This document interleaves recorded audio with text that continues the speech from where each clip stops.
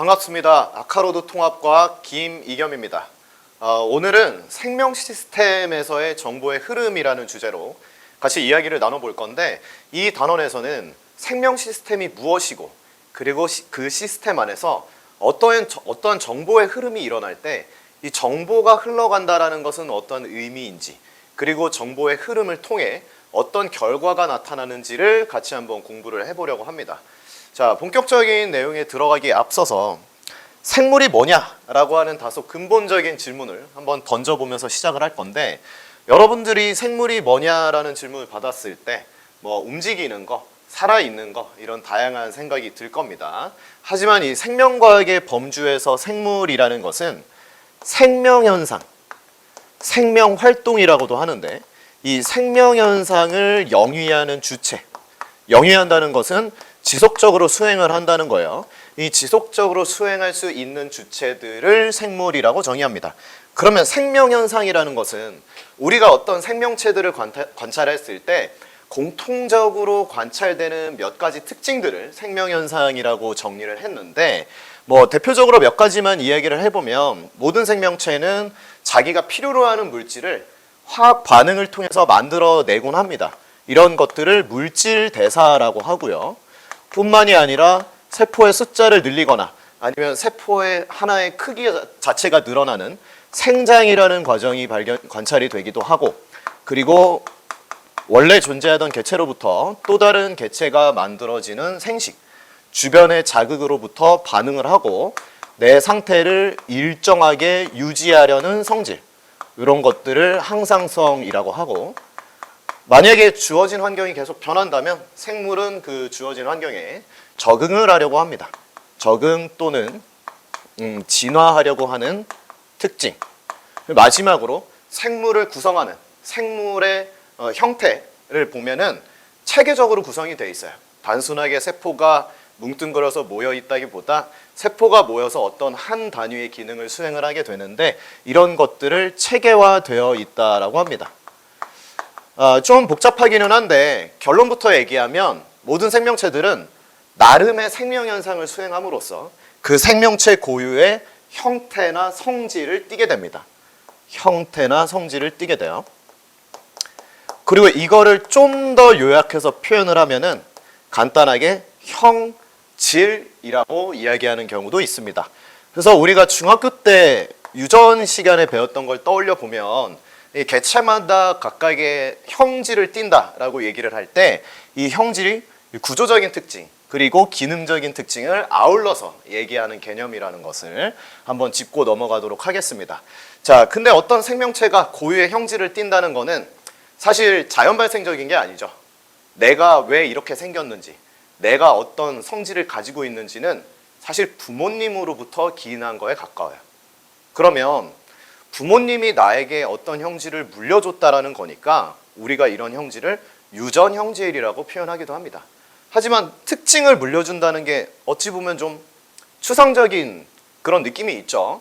그래서 좀 엄밀하게 얘기하면 특징을 물려준다는 것은 특징에 대한 정보, 형질에 대한 정보를 담고 있는 물질을 물려준다는 거고, 그래서 그러한 물질을 유전 물질이라고 이야기를 하게 된 겁니다. 다시 말해서 유전 물질이라는 것은 생명현상을 영위할 수 있도록 생명현상의 정보를 담고 있는 물질이다. 자, 이렇게 얘기할 수 있을 텐데, 이 유전 물질의 실체가 뭐죠? 이 유전 물질은 결국에는 DNA라고 하는 고분자 물질, 고분자 화합물이 되는 거죠. 다시 말해서 DNA는 우리가 어떠한 형태나 성질을 갖게 하는 것에 대한 정보를 담고 있는 물질이다. 하지만 어디까지나 DNA는 정보일 뿐이지 생명현상을 실질적으로 수행하는 놈들은 아니란 말이야. 그러면 이 DNA라고 하는 설명서를 토대로 어떤 물질을 만들어야지만 우린 그 물질로 형태나 성질을 나타낼 수 있다는 거야. 그 물질이 바로 단백질입니다. 그래서 단백질은 생명현상을 수행하는 주체라고 이야기를 하기도 해요. 생명현상의 주체. 그러면 이 전체적인 흐름을 좀 요약을 해보면, 내가 어떤 특징, 형태나 기능적인 특징을 나타낼 수 있는 것은 그 특징에 대한 정보를 담고 있는 물질을 가지고 있기 때문이고, 나는 그 물질에 쓰여져 있는 정보를 토대로 단백질이라는 놈을 만들어서 생명현상을 수행하게 된다. 이렇게 요약을 해볼 수 있겠습니다. 자, 그러면 이러한 내용을 바탕으로 해서 오늘 본격적인 정보의 흐름이라는 것에 대해서 이야기를 해볼 건데, 그 첫 번째로 유전자와 단백질의 어떤 기능적인 것, 그리고 정의를 좀 해보려고 합니다. 일단 여러분들이 자주 혼동하는 것 중에 하나가 유전 물질이라는 단어랑 유전자라는 단어를 잘 구분하지 않고 쓰는 경우가 있어요. 근데 말 그대로 유전 물질은 물질적인 측면, 얘가 어떤 구조를 가지고 있고 어떠한 화학식을 가지고 있냐라고 한다면 유전자는 어떤 한 정보의 단위라고 볼 수 있습니다. 다시 말해서 한 가닥의 DNA가 쭉 있다라고 하면 이 DNA라고 하는 거는 단백질을 합성하는 정보를 담고 있는데, 사실 한 가닥의 DNA가 단 하나의 단백질을 암호화하지는 않거든요. 예를 들어서 인간의 DNA라고 해도 인간의 DNA 중에 가장 긴 DNA는 1000개 이상의 단백질을 암호화하고 있다고 합니다. 그러면은 이거를 유전자라는 단어를 통해 설명을 해보면 한 가닥의 DNA 위에는 어떤 단백질 하나를 합성할 수 있는 정보들이 굉장히 많다라는 거죠. 그래서 이때 하나의 단백질을 합성할 수 있는 정보를 유전자라고 하는 것이고, 그렇기 때문에 유전물질 한 분자에는 사실 여러 개의 유전자가 존재할 수 있는 거다. 자, 이렇게 얘기를 할 수 있겠습니다. 자, 그 다음에 단백질, 결국에 이 유전자를 통해서 단백질이라는 것이 발현이 되면 우리가 이 단백질을 가지고 여러 가지 생명체의 특징이 나타나게 되는 건데, 한 가지 예를 한번 들어볼게요. 자, 우리가 거울을 보면 본인의 눈동자 색깔을 관찰할 수 있을 텐데, 이 눈동자의 색깔이라는 것은 홍채라는 근육의 색깔이죠. 근데 사람들마다 눈동자 색깔이 다르답니다. 가령 이제 백인 계열, 유럽이나 미국의 백인 인종들은 파란색 눈동자가 많이 관찰이 되고, 반대로 이 아시안 쪽은 갈색 눈동자가 많이 보인다고 합니다. 그 이유가 눈동자의 색깔을 결정하는 멜라닌 색소 때문인데, 이 멜라닌 색소가 얼마나 많냐, 적냐에 따라서, 즉 멜라닌 색소의 밀도에 따라서 눈동자의 색깔이 결정이 된대요. 근데 이 멜라닌 색소를 합성하는 효소라는 게 있는데, 효소는 생각해보면 대부분이 단백질로 구성이 돼 있으니까 이 효소라는 멜라닌 합성 효소를 얼마나 만드냐, 이 단백질을 얼마나 만드냐에 따라서 눈동자 색깔이 결정이 되는 거죠. 하지만 멜라닌 합성 효소를 얼마나 만들지는 이 멜라닌 합성 효소에 대한 정보를 담고 있는 물질이 어떤 정보를 담고 있냐에 따라서 달라질 겁니다. 다시 말해서 내가 눈동자 색깔에 대한 유전 정보가 뭐냐에 따라서 멜라닌 합성 효소의 양이 결정되고, 이 멜라닌 합성 효소의 양에 따라서 멜라닌의 양이 결정되니까 최종적으로는 눈동자의 색깔로 발현이 되는 거죠. 자, 이래서 단백질은 다양한 형질이 나타나도록 하는데, 이 단백질을 합성하는 정보가 뭐다? 바로 유전자다. 이렇게 얘기를 할 수가 있고, 그러면 DNA라고 하는 물질에서 출발해서 이 정보가 단백질로 표현이 되는 것이 결국에는 우리가 관찰하는 모든 생명체에서 공통적으로 일어나는 현상이니까, 생명체가 생명체답도록, 즉 생명현상을 수행할 수 있도록 하는 단 하나의 원칙, 공통적인 원리, 이것을 중심원리라고 표현을 해요. 물론 이게 진리는 아닙니다. 왜냐하면 이 정보의 흐름이라는 것이 일방향적으로 DNA에서 단백질로 이 방향대로만 흘러가는 것은 아니니까. 하지만 거의 모든 생명체가 DNA라고 하는 유전물질을 가지고 있고, 이를 토대로 단백질을 발현시키는 과정이 발견이 되기 때문에 이 중심 원리는 그대로 의미가 있습니다. 자, 근데 보면 이 정보가 흘러가는 과정 안에 RNA라고 하는 물질이 껴있는 걸 볼 수 있는데, 여러분들 생각해보면 나라는 개체를 구성하고 있는 모든 세포는 사실 원칙적으로는 동일한 DNA를 가지고 있어요. 그러면 DNA는 단백질을 합성하는 정보고 단백질은 형질을 나타나게 하니까 내 몸을 구성하는 모든 세포는 동일한 형태와 성질을 띠어야 되거든요. 근데 생각해보면 심장세포, 뇌세포, 근육세포 이런 놈들은 다 생김새도 다르고 수행하는 성질도, 수행하는 현상도 다르단 말이에요. 그럼 왜 이런 일들이 발생을 하느냐? 사실은 모든 세포가 DNA의 유전 정보를 모두 사용해서 단백질을 만드는 것이 아닙니다. 구체적으로는 이 DNA는 일종의 도서관 같은 거고요. 이 도서관에서 내가 필요로 하는 정보만을 가지고 카피를 떠서 사용을 하게 돼요. 다시 말해서 어떤 세포가 그 순간에 필요한 단백질을 합성하기 위해서 DNA의 일부 정보만 RNA라는 형태의 물질로 카피를 뜨게 되는데 그 과정을 전사라고 합니다. 즉 RNA는 일시적으로 존재하는 형태이기는 하나 그 세포가 어떠한 단백질을 만들고 어떤 생명현상을 수행할지에 대한 정보를 제시해주는 역할을 하는 거죠. 그래서 DNA 정보가 RNA로 전달되는 과정을 전사라고 하고 이 전사가 핵 속에서 일어난답니다.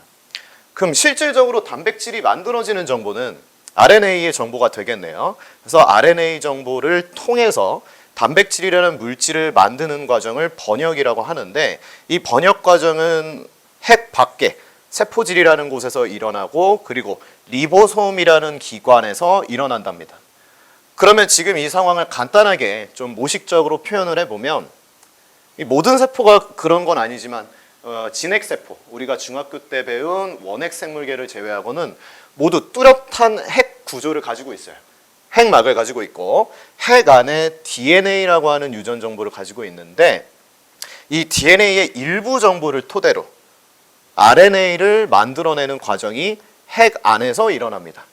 자, 그러면 핵 안에서 만들어진 RNA가 핵 밖으로, 즉 세포질로 빠져나가면 리보솜이라는 놈은 이 RNA에 결합을 하게 되고 RNA에 결합하면서 이 RNA를 따라서 움직이거든요. 이 움직일 때 RNA의 정보를 읽어내면서 단백질을 만들어내게 돼요. 근데 여러분들 단백질이라는 것은 생체 고분자 물질이니까 단백질을 구성하는 최소 단위, 즉 단위체가 필요하거든요. 이 단백질의 최소 단위는 아미노산이죠. 다시 말해서 리보솜이 RNA 정보를 읽으면서 단백질을 만들어 간다는 것은 결국에 아미노산을 이어붙인다는 것을 의미합니다. 그래서 RNA의 정보를 바탕으로 어떤 아미노산이 어떠한 순서로 이어질지가 결정이 되는 것이고 이렇게 아미노산 여러 개가 쭉 연결이 되면 아미노산의 중합체가 만들어지게 되는데 우리가 아미노산의 중합체를 뭐라고 부르죠? 그렇죠. 폴리펩타이드라고 부르죠. 참고로 폴리라는 거는 어떤 물질이 굉장히 여러 개가 반복적으로 결합되어 있는 것을 의미합니다. 그래서 이 폴리펩타이드라고 하는 아미노산 중합체가 만들어지고 그리고 이 폴리펩타이드가 만들어지면 얘가 어떤 변형 과정이나 입체화 과정을 통해서 단백질이 만들어지게 됩니다. 결국에 유전물질, DNA건 RNA건 최종적으로는 어떤 아미노산이 올지 그리고 어떤 순서로 올지가 결정이 되는 거고 이 순서가 결정되면 폴리펩타이드가 정해진 폴리펩타이드가 만들어지게 되는데 이 폴리펩타이드가 어떤 단백질이 될지는 대략적으로 다 정해진 게 있어요. 그래서 이 유전 정보는 아미노산 서열을 결정하는 정보다라고도 볼 수가 있는 거죠. 자, 그러면 이 유전 물질이라는 게 유전 정보를 어떻게 담고 있냐? 유전 정보를 가지고 있다라고 하는데 유전 정보를 실질적으로 저장하는 방식에 대해서 이야기를 한번 해볼게요. 자, 정보를 저장한다. 정보를 저장한다라고 했을 때 중요한 것은 이 정보가 변형되지도 않아야겠지만 정보를 저장하는 과정이 효율적이어야 돼. 그러면 굉장히 방대한 정보를 효율적으로 저장할 수 있는 방법은 아주 간단한 기호나 부호 같은 걸로 나타내는 방법이 있겠죠. 예를 들어서 우리가 정보를 처리하는 장치 중에 가장 이제 많이 사용이 되는 게 컴퓨터 아닙니까?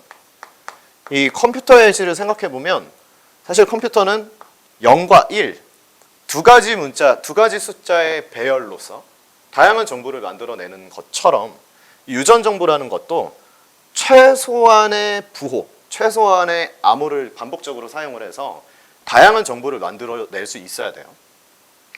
자, 그러면 이 DNA라고 하는 물질, 유전 물질도 컴퓨터처럼 컴퓨터의 0과 1처럼 다양한 단백질에 대한 정보를 만들어낼 수 있는 최소 단위가 필요할 텐데 이 최소 단위를 유전부호라고 하겠습니다. 일단은 이 유전부호가 무엇인지는 이 DNA의 구조를 먼저 살펴봐야 되는데 여러분 DNA라고 하면 우리가 지난 시간에 배웠지만 DNA를 구성하는 최소 단위를 뉴클레오타이드라고 하죠.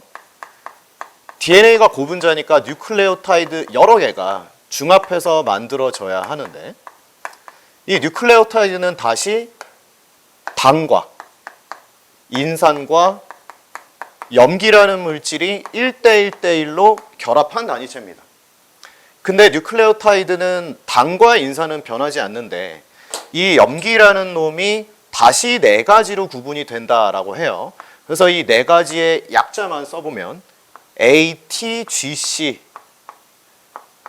라고 기호로 표현을 하는 거고 각각이 아데닌, 타이민, 구아닌, 사이토신이 됩니다.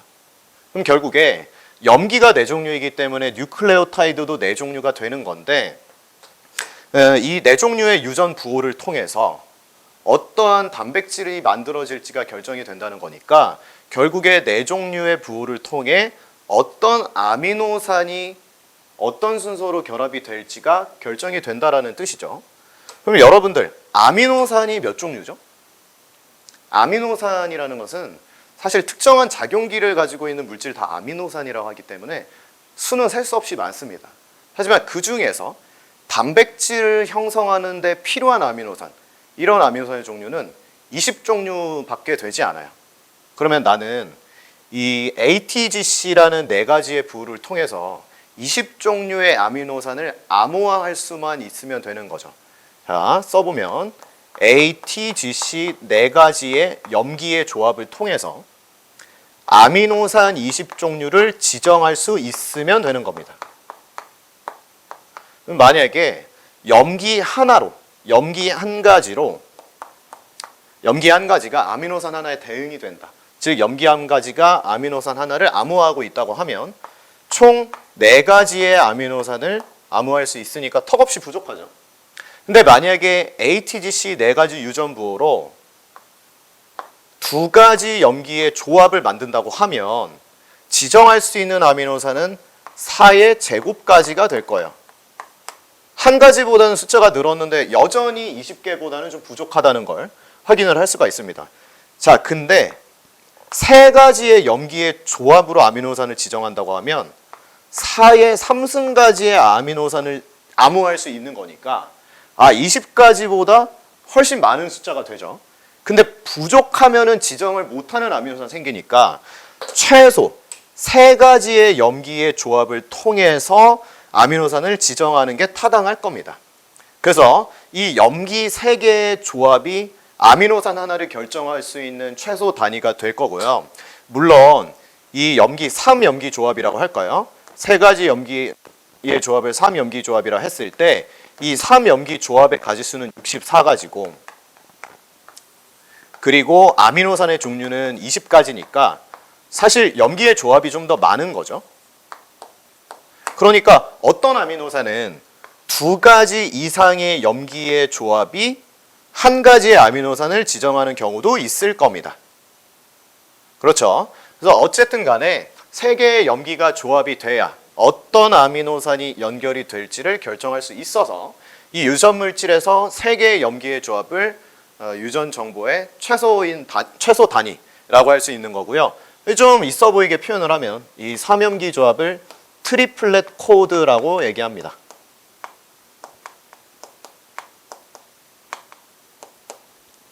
그래서 이 트리플렛 코드의 형태로 단백질에 대한 정보가 저장이 돼 있다. 자, 그러면 이 DNA의 유전 정보가 RNA로 전달이 된다고 했으니까, 그리고 그 전달되는 과정을 전사라고 했으니까 전사의 과정을 한번 살펴볼 건데, 일단은 지금 여러분들 그림을 딱 봤을 때 알 수 있다시피 DNA는 2가닥이 마주보고 있어요. 근데 RNA는 DNA를 절반을 뚝 떼놓은 형태, 한 가닥만 존재하는 형태죠. 자, 이런 구조적인 차이점을 먼저 관찰을 할 수가 있는데, 이러한 DNA 형태를 이중가닥이라고 합니다. DNA는 이중 가닥을 가지고 있다. 그리고 여기서 또 관찰되는 특징적인 점이 이 DNA를 이루고 있는 뉴클레오타이드의 각 염기들, ATGC의 각 염기들이 정해진 염기와 마주보고 있다는 것을 알 수 있는데, 가령 예를 들어서 A는 항상 T랑만, G는 항상 C랑만 연결이 되어 있는 것을 볼 수 있습니다. 아까 얘기했던 ATGC 4개의 염기, 이 4개의 유전부호들은 크기도 다르고 모양도 조금씩 달라서 얘네들이 서로 마주 봤을 때 폭이 일정하게 아다리가 맞는, 이 아구가 맞는 조합이 있거든요. 그래서 그거를 한번 써보면은 이 아데닌이라는 염기는 항상 타이민이랑, 그리고 타이민은 반대로 아데닌과 마주보고 결합을 할 수 있어야 되고, 그리고 구아닌은 사이토신이랑, 사이토신은 반대로 구아닌이랑 꼭 맞는 배열을 가지고 있습니다. 우리가 이런 식으로 어떤 두 염기가 아구가 꼭 맞을 때 이러한 염기의 결합을 상보성이라고 해요. 컴플리멘터리라고도 하는데 서로 딱 채워주는 거죠. 딱 맞는 거죠. 그래서 이런 상보성이 있고, 그리고 DNA가 이중가닥이니까 이 상보적인 결합을 하고 있는, 상보성을 띠고 있는 두 가닥 중에 실질적으로 RNA를 만들어낼 수 있는 가닥은 한 가닥입니다. 다시 말해서 두 가닥 중에 단백질을 합성하는 데 필요한 RNA는 딱 한 가닥만 선택이 돼요. 여기 보시면은 전사에 이용되는 가닥이라고 하는데, 우리가 이런 가닥을 주연 가닥이라고 합니다. 그래서 둘 중에 하나를 주연 가닥으로 만들었습니다. 자, 그러면 여러분들이 보기에 이 두 가닥 중에 어떤 게 주연 가닥으로 보이냐? 지금 얘가 전사에 이용되는 가닥이라고 봤는데, 전사에 이용되는 가닥이랑 얘를 통해서 전사된 가닥을 보면 좀 어떤 느낌이죠? 정확하게 얘네들을 겹쳤을 때 상보적으로 결합한다는 느낌이 있지 않나요? 자, 다시 말해서 이 RNA라고 하는 것이 단일 가닥이기는 하나, RNA를 합성하는 데 필요한, 즉 주형으로 사용되는 가닥이랑 어느 정도 아구가 맞을 것 같은 느낌이 좀 있어요. 자, 근데 좀 의아한 점이라고 한다면 RNA를 구성하는 염기가 살짝 다르죠. 이 DNA를 구성하는 염기가 ATGC일 때 RNA를 구성하는 염기는 AUGC라는 것을 확인을 할 수가 있는데, 다시 말해서 DNA랑 비교했을 때 타이민 대신에 이 U라는 놈, 이 유라실이라고 하는데, 유라실이라는 놈이 대신 들어가 있습니다. 자, 그래서 얘네들도 역시 마찬가지로 RNA가 단일 가닥이기는 하나 DNA를 RNA로 전사하는 과정에서 상보적인 결합을 할 수 있는 가닥을 만들어내야 하거든요. 다시 말해서 A와 상보적인 염기, UGC와 상보적인 염기가 각각 DNA에서는 RNA의 아데닌은 DNA의 타이민, RNA의 유라실은 DNA의 아데닌, 구아닌은 사이토신, 사이토신은 구아닌으로 이 DNA와 RNA가 상보적인 결합을 이룰 수 있어야 합니다. 즉 전사라는 거는 주형으로 사용되는 가닥, 전사에 이용되는 가닥을 그대로 베끼는 게 아니라 전사에 이용되는 가닥과 딱 맞는, 아구가 딱 맞는 상보적인 가닥을 만들어낸다. 이때 아데닌은 원래 DNA에선 타이민과 상보적인 결합을 하지만 이 RNA에서는 유라실로 대체된 염기와 상보적인 결합을 한다. 이렇게 기억을 하시면 되겠네요. 자, 그래가지고 RNA를 전사를 했어요. 그러면은 이 RNA 정보를 토대로 실질적으로 어떤 아미노산을 붙일지, 어떤 아미노산을 결합시킬지가 이 리보솜에서 결정이 되는 건데, DNA에서 이 아미노산에 대한 최소 단위, 어떤 정보의 최소 단위를 트리플렛 코드라고 했듯이 얘를 그대로 전사를 뜬 게 RNA니까 RNA도 아미노산 하나를 합성하는 최소 단위가 있을 겁니다. 이 최소 단위를 코돈이라고 지금 얘기하고 있습니다. 코돈. 다시 말해서 하나의 코돈은 어떤 아미노산 하나가 올지를 결정하는 정보라고 할 수 있겠네요. 그래서 지금 코돈이 4개니까 이 코돈 4개의 순서에 맞게 아미노산이 결정이 되어 있는 걸 볼 수 있습니다. 자, 그리고 여기서 한 가지, 코돈이라는 것은 어떤 생명체든지 간에 그 코돈이 어떤 염기의 조합인지가 어떤 아미노산을 지정을 할지가 다 정해져 있어요. 예를 들어서 AUG라는 서열의 코돈이 있다라고 하면 얘는 메사이오닌이라는 아미노산을 지정을 하게 되는데, 이러한 지정은 인간뿐만 아니라 뭐 세균, 박테리아 같은 놈들도 공통적으로 사용하는 야무 체계예요. 자, 그러면 지금 이것이 의미하는 바는 뭐냐?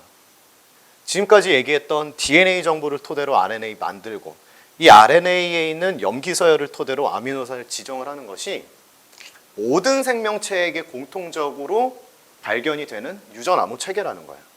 그래서 같이 읽어보면 세균에서 사람에 이르기까지 모든 생명체에 공통적이다.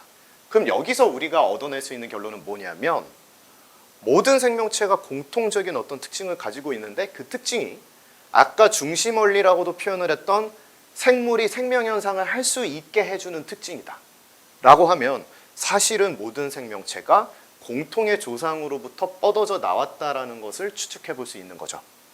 그래서 지구상의 생명체가 공통의 조상으로부터 진화해 왔음을 의미한다. 자, 그리고 이런 공통의 유전 암호 체계를 갖고 있기 때문에 우리가 또 생각해 볼 수 있는 것은, 사람에게 필요한 단백질을 꼭 사람의 세포에서 만들 필요가 없다는 거죠.